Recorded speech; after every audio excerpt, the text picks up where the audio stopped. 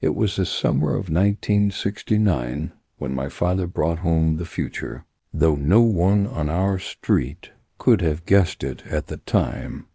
We lived on the edge of Queens, in one of those quiet neighborhoods where every lawn looked the same and every porch light flickered the same tired yellow.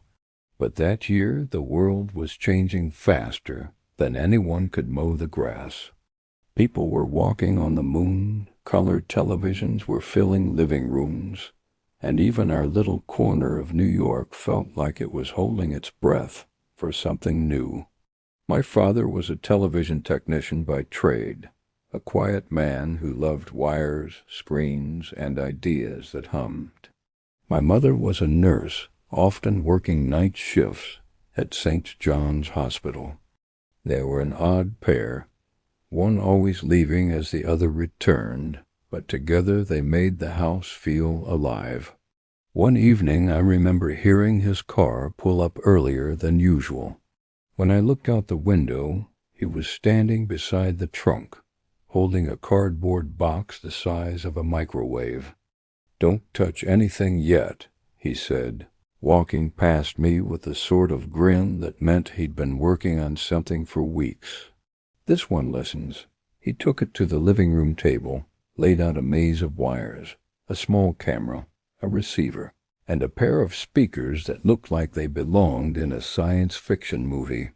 My mother came home just before sunset, exhausted but curious.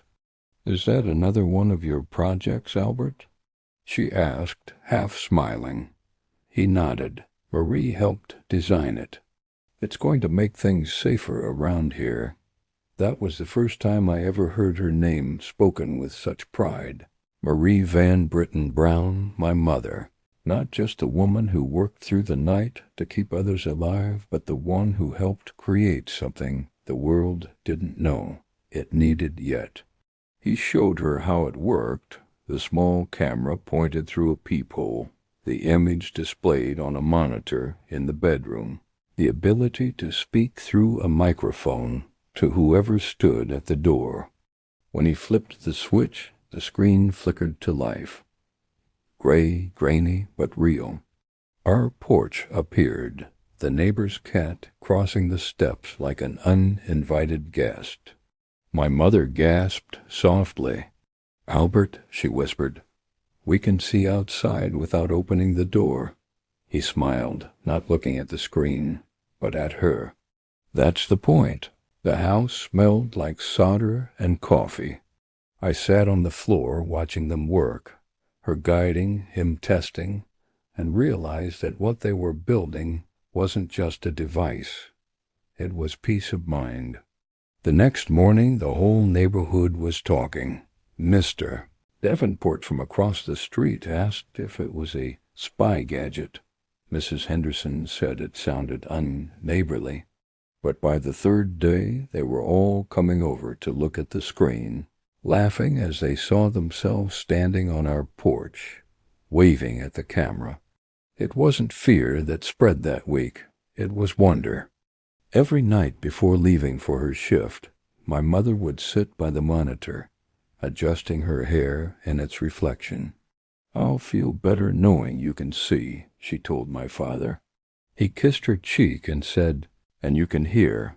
Sometimes I'd wake up after midnight and hear him softly adjusting knobs, whispering into the microphone just to test the connection. "Marie," he'd say, "everything's fine here." And even though she was miles away at the hospital, I liked to imagine she could hear him. One Sunday my mother invited her supervisor over to see the setup.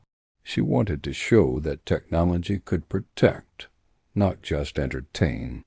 The woman, strict and skeptical, leaned toward the monitor and said, "Well, I'll be..." The house watches back. After that, things began to move quickly. My parents filed a patent, the first home security system designed by a black couple in America. They didn't talk about it much. They just kept improving it, piece by piece, night by night. To most of the world, it was a small invention, but inside our home, It changed everything. My mother slept easier. My father smiled more.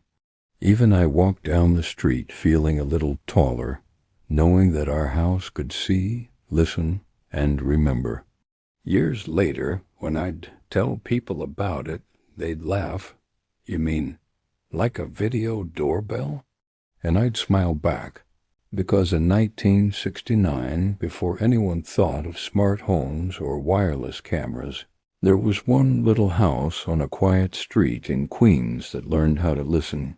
And in the soft glow of its flickering screen, my parents sat side by side, inventing the future without even knowing it. By October of 1969, our neighborhood had grown used to the quiet hum of our little experiment. The Browns' house, our house, had become the place kids pointed at on their way to school. That's where they have the talking door. At first, the system was a novelty. People would knock just to see their own reflection on the tiny screen. But the longer it stayed, the more it became something else. A comfort, a kind of quiet guardian. My mother, Marie, said it gave her peace in the chest. She no longer worried when she left for the night shift. She'd stand in the doorway, adjust her coat, glance once at the monitor, then head into the dark, trusting the house to listen for her.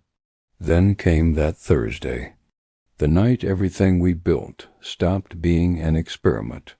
It was late, almost 2 a.m. My father had fallen asleep in his chair, radio murmuring soft jazz, when a faint crackle woke me. It was the sound of the intercom, a small static pulse, like someone had pressed the talk button. Then came a voice, not my mother's, a whisper. "Hello, is anyone awake?" The tone wasn't threatening. It was trembling. I ran to the living room, shook my father's arm. He blinked himself awake. "What is it?" "Someone's at the door." He turned the dial, and the screen flickered to life.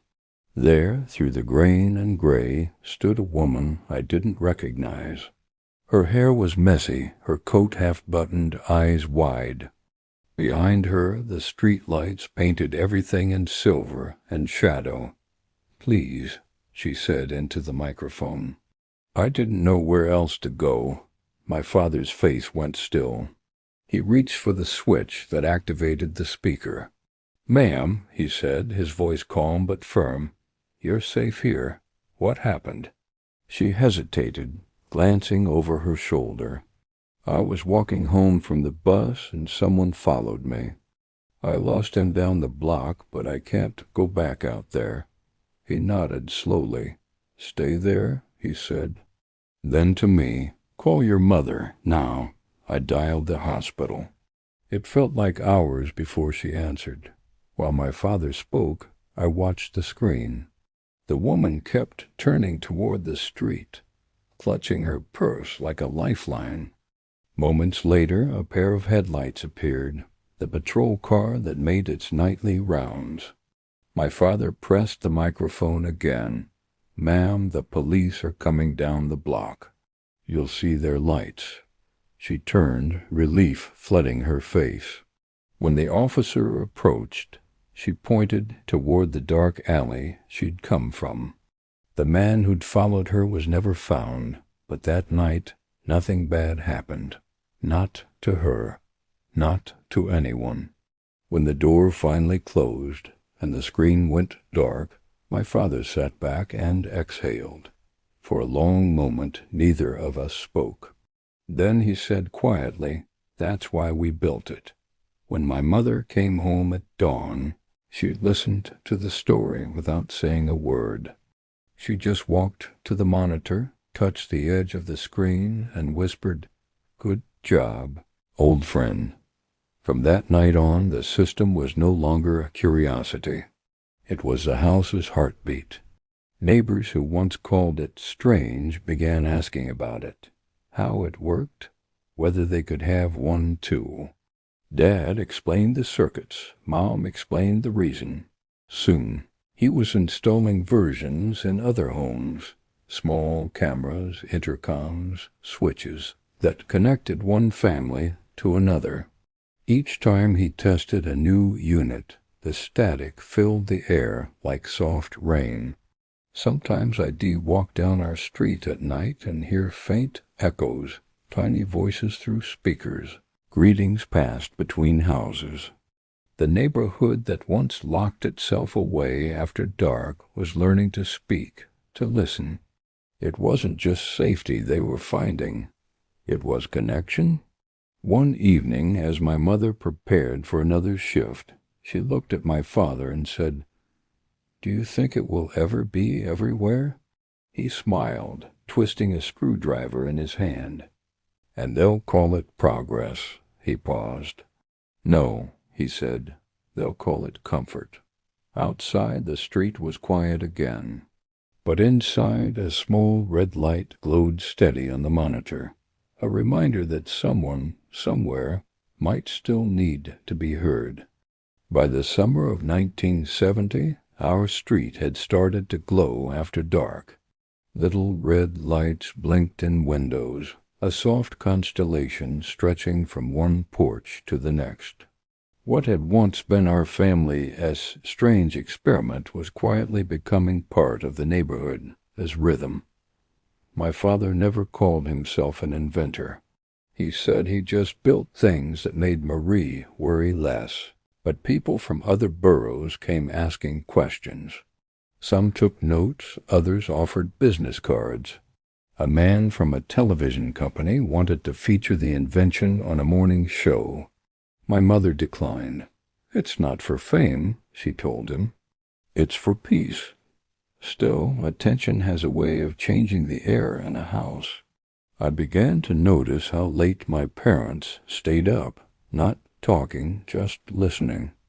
Sometimes at midnight I'd hear my father's footsteps on the hallway carpet, the low click of switches.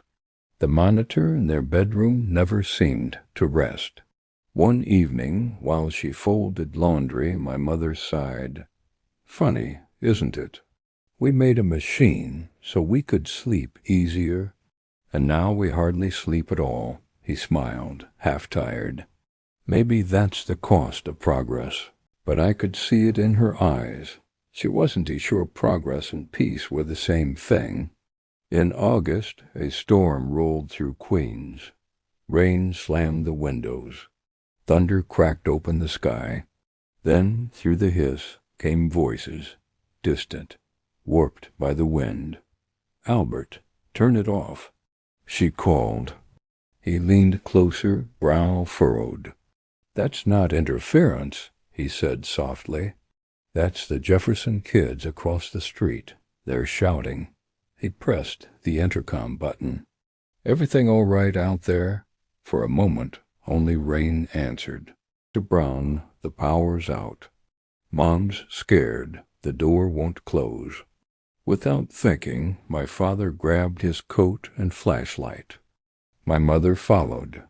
They crossed the flooded street, helped wedge the swollen door shut, lit candles, calmed the children. When they returned, dripping wet, she looked at him and said, "So now the house listens for everyone." He chuckled, but there was pride behind the exhaustion. Maybe that's what a neighborhood is supposed to be. After that storm, they began connecting homes together, simple wiring, one speaker to the next. If Mrs. Kowalski needed help with groceries, she'd buzz the Browns. If my mother was late from work, the Hendersons would listen for the car engine and switch on our porch light. But connection can be heavy to carry. The phone rang more often.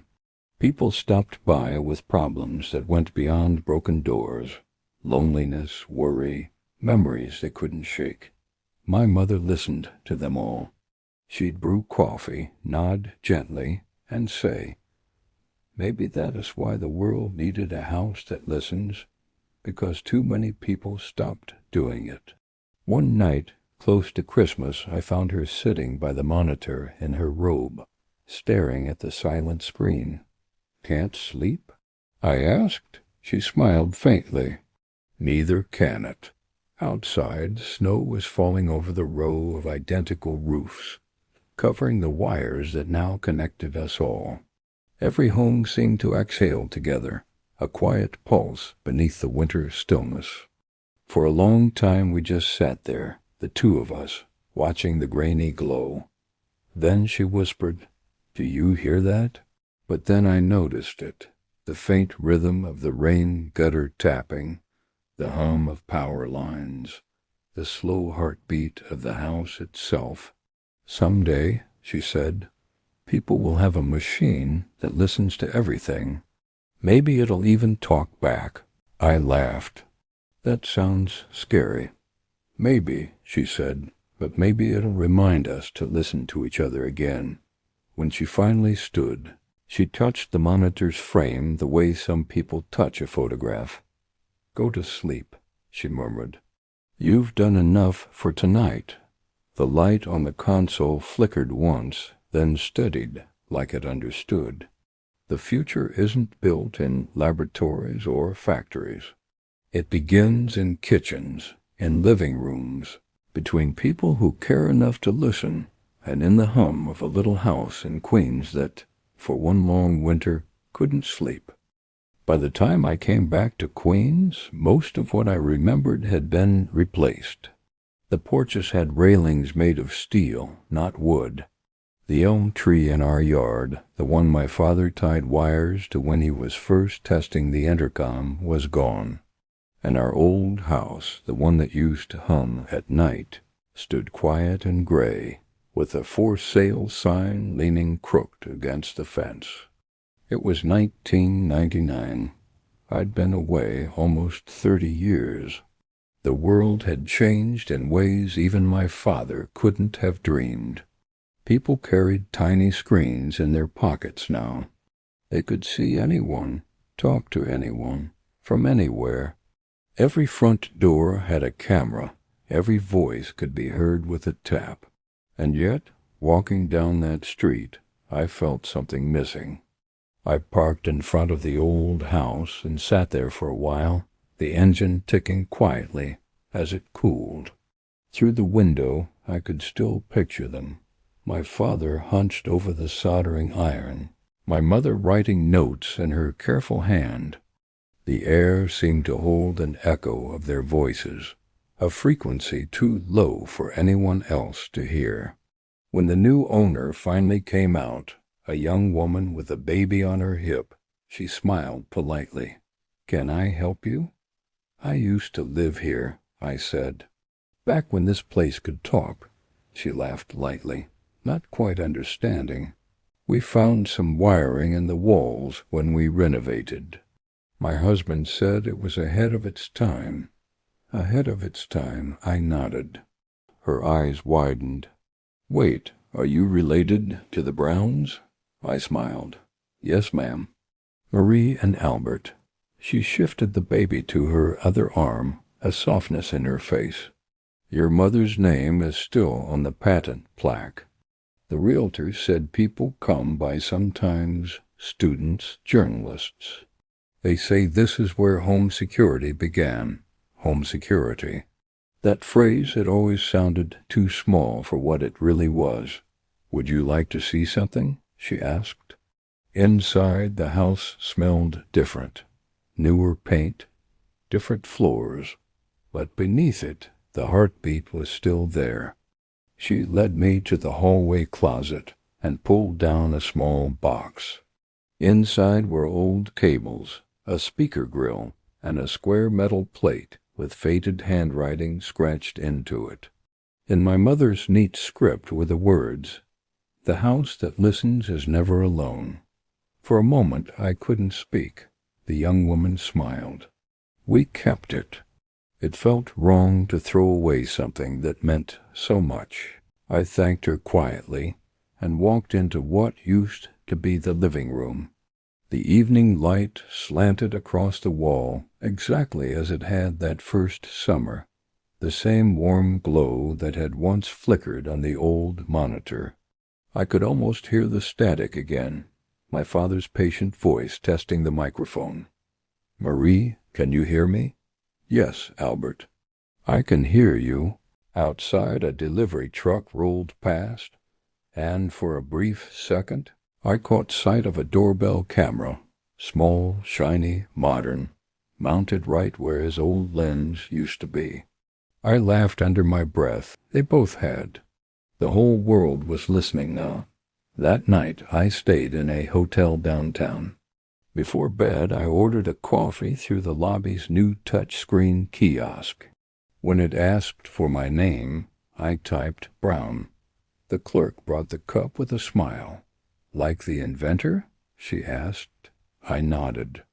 Exactly like the inventor. She didn't know which one I meant, and that was the beauty of it. Because my parents never built their invention to be remembered. They built it to make people feel safe, seen, and connected.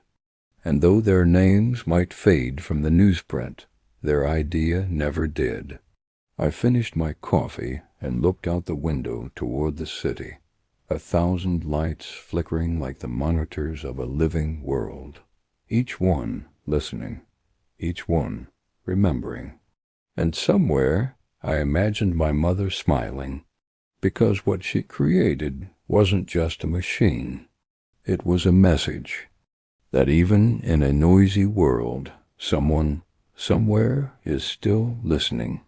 If this story touched your heart, subscribe to Back When Stories, where every memory finds its voice again.